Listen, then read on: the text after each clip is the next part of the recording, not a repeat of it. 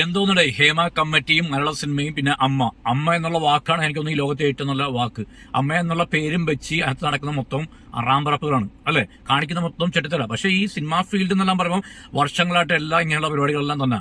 ഇന്ന് കുറച്ച് ആൾക്കാർ പെണ്ണുങ്ങൾ ഒന്ന് പറയുന്നു, അത് അവരുടെ സ്വാർത്ഥതയ്ക്ക് വേണ്ടിയാണ്, അവിടെ കാര്യങ്ങൾ നടക്കാൻ വേണ്ടിയുള്ള ഒരു പൊറോട്ട നാടകം തന്നെയാണ് ഇത്. നടന്മാർക്കെല്ലാം ഇതിന്റെ തുടക്കം കിട്ടിയത് മലയാള സിനിമയിലെ മുകേഷ് ആകട്ടെ, ഗണേഷ് ആകട്ടെ, മറ്റുള്ള ജയസൂര്യ ആകട്ടെ, നടന്മാർക്കെല്ലാം ഈ ഒരു പണി കിട്ടിയത് മോഹൻലാലാകട്ടെ, ലാലേട്ടനാകട്ടെ, ആരായാലും അവർക്കെല്ലാം ഈ പണി കിട്ടി തുടങ്ങിയത് എപ്പോഴറിയാമോ?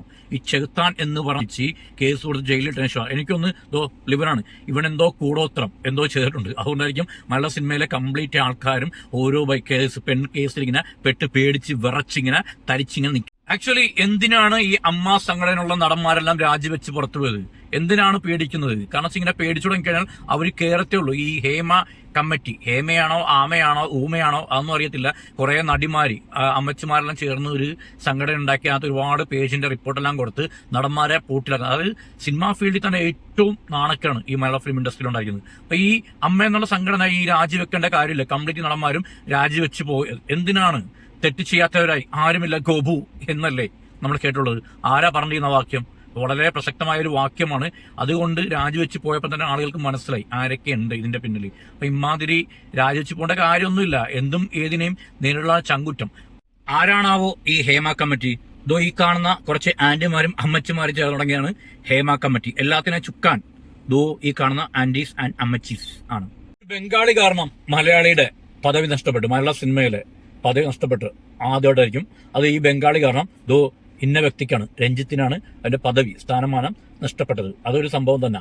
എന്തൊക്കെയെന്ന് പറയുമ്പോൾ നമ്മള് KP ഉമറിന്റെ പോയി വാതില് നോക്കിയെന്ന സംഭവമുള്ളൂ, ഏയ് ശോഭി വാതിൽ തുറക്കാൻ. പക്ഷെ ഇപ്പൊ അങ്ങനെയല്ല. ഇപ്പൊ വരുന്ന വാർത്തകൾ പ്രകാരം എല്ലാ ദിവസവും റൂമിൽ പോയി നോക്കിയലാണ് നടന്മാരുടെ പതിവ്. നിനക്കൊക്കെ കുറച്ചെങ്കിലും അന്തസ്സുണ്ടോടാ എന്ന് ചോദിച്ച് യാതൊരു അന്തസ്സും ഇല്ലാത്ത ഒരു വ്യക്തിയാണ് ഈ കാണുന്ന ഈ വ്യക്തി. എല്ലാം പകൽമാന്യന്മാരാ.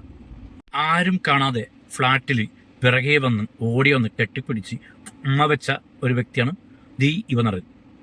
ഹെയർ സ്റ്റൈലുകൾ കൊണ്ട് അമ്മാനമാടുന്ന ഈ നടൻ. ഈ ഫിലിം ഇൻഡസ്ട്രി എന്ന് പറയുമ്പോൾ കംപ്ലീറ്റും ഡായ്പ് നടക്കുന്ന ഒരു ഇൻഡസ്ട്രിയാണ്. മലയാള സിനിമ മാത്രമല്ല, ഏത് സിനിമ മേഖലയായാലും ഏത് ലാംഗ്വേജ് ആയാലും എല്ലായിടത്തും ഉണ്ട്. പക്ഷെ ഇത്ര പരസ്യമായി നാണം കെട്ടുപോയ നാണം കിടത്തിയ ഈ ആന്റിമാരും അമ്മച്ചിമാരും ചേർന്ന് ജൂനിയർ ആർട്ടിസ്റ്റുകളെല്ലാം വെച്ച് കളിച്ചുള്ള ഈ ഒരു നാടകമല്ല, സംഭവം സത്യമായിരിക്കാം, ചിലപ്പോൾ സത്യമല്ലായിരിക്കാം. പക്ഷെ എന്നാലും പേടിച്ച് ഇവർ രാജിവെക്കാൻ പാടില്ലായിരുന്നു. ഇപ്പം ഈ അമ്മക്ക് ഇനി ആരുണ്ട്? ഈ അമ്മ എന്നുള്ള പേര് മാറ്റിയിട്ട് വേറെ എന്തെങ്കിലും പേരാക്കണം. കാരണം വെച്ചാൽ ഞാൻ പറയുന്നില്ല, പേരൊന്നും ഞാൻ പറയുന്നില്ല. അതുകൊണ്ട് ഇനി അമ്മ എന്നുള്ള പേരൊന്നും ഒരിക്കലും വെക്കാൻ പാടില്ല. അതെല്ലാം ഒരു എന്താ പറയാ, ഒരു നല്ലൊരു ലോകത്ത് കിട്ടുന്ന ഏറ്റവും നല്ലൊരു വേർഡാണല്ലേ അമ്മ.